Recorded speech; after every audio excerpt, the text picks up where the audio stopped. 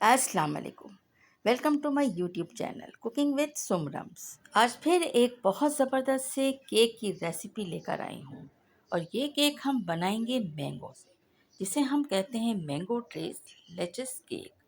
आम का सीज़न ख़त्म होने से पहले एक दफ़ा आप लोग भी इस रेसिपी को ज़रूर ट्राई कीजिएगा। बहुत अमेजिंग और बहुत ही टेस्टी सा ये स्वीट डिश बन के रेडी होती है। तो चले जी स्टार्ट करते हैं। यहाँ पर हम इस रेसिपी को बनाने के लिए सबसे पहले एक केक तैयार करेंगे, जिसके लिए हमने लिया है यहाँ पर एक अदद अंडा। तो अंडा फ्रिज का रखा हुआ नहीं होना चाहिए।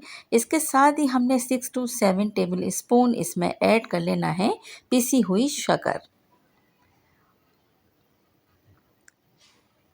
पिसी हुई शक्कर ऐड करने के बाद बारी आती है इसमें ऐड करने की ऑयल। तो ऑयल भी हमने 6 टेबल स्पून ऐड कर लेना है। 5 to 6 इनफ होता है। अच्छा, इसके बाद हमें बीटर से इन तीनों चीज़ों को अच्छी तरह से इतना मिक्स करना है कि तमाम चीज़ें आपस में कंबाइन हो जाएं। बहुत ज़्यादा हमें ओवर बीटिंग नहीं करना है। अच्छा, यहाँ पर हमने वनीला एसेंस के कुछ ड्रॉप भी ऐड कर लिए हैं, ताकि अंडे की स्मेल आने के चांसेस बिल्कुल ख़त्म हो जाएं। अच्छा, ये बीटिंग हमारी हो चुकी है। अब यहाँ पर हम ऐड करेंगे मैदा। तो मैदा हम लेंगे 1 कप। अगर उसको मेजर किया जाए तो 250 ग्राम के लगभग ये मैदा हम इसमें ऐड कर लेंगे। मैदा हम छान के ऐड करेंगे। साथ साथ इसमें 1 teaspoon baking powder, half tea spoon baking soda add करेंगे और फिर इसे मिक्स करेंगे फोल्डिंग वाले मेथड से। और जैसे ही मैदा तमाम चीज़ों में अच्छे से कंबाइन हो जाएगा, तब हम लेंगे हाफ कप मिल्क जो नीम गर्म होगा।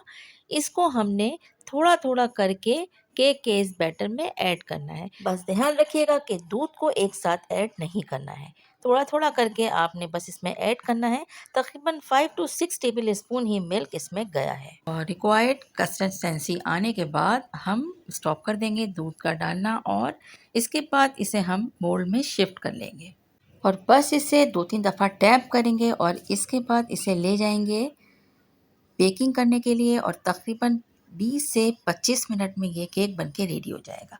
इतनी देर में हम व्हिपिंग क्रीम की तैयारी कर लेते हैं।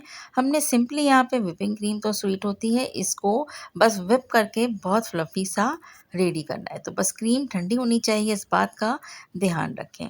तो बस इस क्रीम को हमने यहाँ पर हम व्हिप क्रीम को रेडी करने के लिए बीटर का इस्तेमाल कर रहे हैं। आप चाहें तो हैंड विस्क से भी इसको रेडी कर सकते हैं। बस थोड़ा-सा टाइम ज़्यादा लगता है और हैंड बीटर से टाइम बच जाता है। तो बस अब देखिए, जैसे-जैसे हमने हैंड बीटर यूज़ किया है, अब ये क्रीम ऑलमोस्ट डन हो चुकी है। इसको हम रखेंगे फ्रिज में ताकि हम अपना आगे का काम कर सकें। अब हम लेकर आते हैं केक को काउंटर टेबल पर और यहाँ पर आप देखिए कि केक अब रेडी हो चुका है और इसे हमने बोल में शिफ्ट कर लिया है। तो बस फोक से इसमें हमने होल करना है ताकि जब हम इसके अंदर मिल्क पोर करें तो अच्छी तरह से तमाम केक के अंदर मिल्क मिक्स हो जाए। अच्छा, ये देखिए इस तरह से दूध नीम गर्म होना चाहिए और दूध के अंदर हमने शुगर वगैरह ऐड नहीं की है क्योंकि ऑलरेडी केक के अंदर हमने शुगर मिक्स की थी। तो बस मिल्क ऐड करने के बाद अब हमने 2 अदद लिए हैं अपने फेवरेट चौसा आम को और इसे छीलेंगे और क्यूब में कट कर लेंगे। और बस ध्यान रखिएगा कि आम को ये पीसेस को बहुत छोटा-छोटा सा कट करना है। तो तमाम केक के ऊपर हमने आम को अच्छी तरह से सेट कर दिया है। इसके बाद अब व्हिपिंग क्रीम की बारी है। व्हिपिंग क्रीम को हम इसके ऊपर से सेट करेंगे।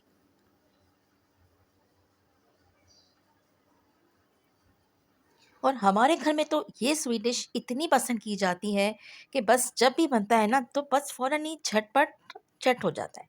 आपके घर में कोई दावत हो, कोई टी पार्टी हो तो एक दफ़ा इस रेसिपी को ज़रूर ट्राई कीजिएगा। मैंगो के जाने से पहले मिस मत कीजिएगा इस रेसिपी को।